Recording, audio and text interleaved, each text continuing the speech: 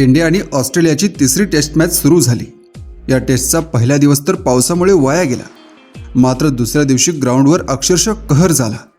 दुसऱ्या दिवसाची सुरुवात झाली आणि ऑस्ट्रेलियाचे प्लेयर्स बॅटिंग करायला उतरले। दुसरीकडे पिचची कंडिशन पाहिल्यावर पिच जणू म्हणत होते, या 6 मारा, 4 मारा आणि भरपूर रन्स बनवा। ही पिच बॅटिंगसाठी अगदी अनुकूल होती। ट्रॅव्हिस हेडने अशी बॅटिंग केली की तो जणू गली क्रिकेटमध्ये खेळतोय। 152 रन्स केले आणि त्याने दाखवून दिलं की कोण म्हणतो गाभा आमचा नाही। त्याच वेळी स्टीव्ह स्मिथने सवयीप्रमाणे बॅटिंग करत बॉलर्सला त्रास दिला आणि 101 रन्स करून आऊट झाला।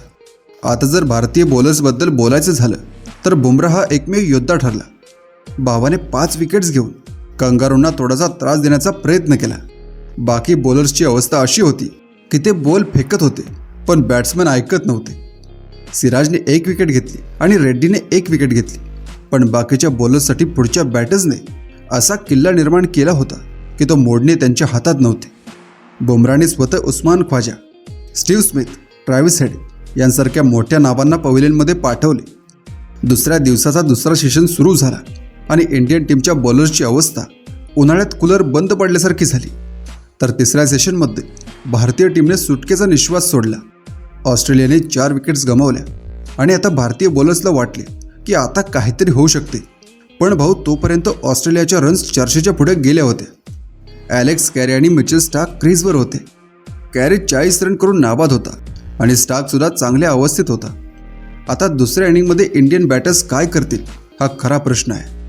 दुसऱ्या टेस्टमध्ये भारतीय टीम खेळायला आली होती तेव्हा टीमने अगदी हसण्यासारखं टार्गेट उभं केलं होतं। त्यावेळी 200चा टप्पाही ओलांडणे टीमला कठीण झालं होतं। यावेळी जर असंच झालं तर बाबांना सामना हरणार हे निश्चित, आणि जर इंडियन बॅटर्सने चांगली कामगिरी केली तर ही मॅच ड्रॉ होऊ शकते। पण जर ही मॅच जिंकायची असेल तर त्यासाठी टीमला काहीतरी चमत्काराची गरज आहे। पिचचा मूड हळूहळू बॅटर्ससाठी अनुकूल होत आहे, पण समोर मिचेल स्टार्क, पॅट कमिन्स आणि हेझलवूडसारखे बॉलर्स असतील तेव्हा भारतीय बॅटर्सला त्यांच्यासमोर चांगली कामगिरी करावी लागेल।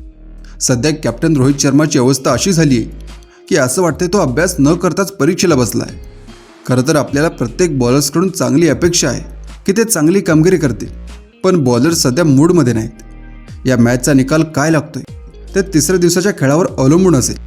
ऑस्ट्रेलियाने 450 ते 475 रन्स केल्या तर भारतीय टीमला टिकणे कठीण होणार आहे। इंडियन बॅटर्सने संयमाने खेळून पार्टनरशिप केली तर ही मॅच ड्रॉ होण्याची अपेक्षा करता येईल, आणि जर दुसऱ्या इनिंगमध्ये भारतीय बॉलर्सने चांगली बॉलिंग केली तर मॅच अगदीच रोमांचक होऊ शकते।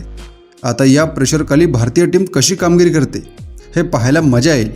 आता बघूयात बुमराहची ताकद टीमला वाचवू शकेल का भारतीय बॅटर्स बॅटने उत्तर देतील, की ही गाभा टेस्टही भारतासाठी निराशाजनक ठरेल। तुमचे मत काय आहे तर मित्रांनो तुम्हीच सांगा। तुम्हाला काय वाटते, इंडियन टीम कमबॅक करेल की ही मॅच कंगारू जिंकतील? खाली कमेंट सेक्शनमध्ये तुमचे उत्तर द्या आणि चॅनलला सबस्क्राईब करा।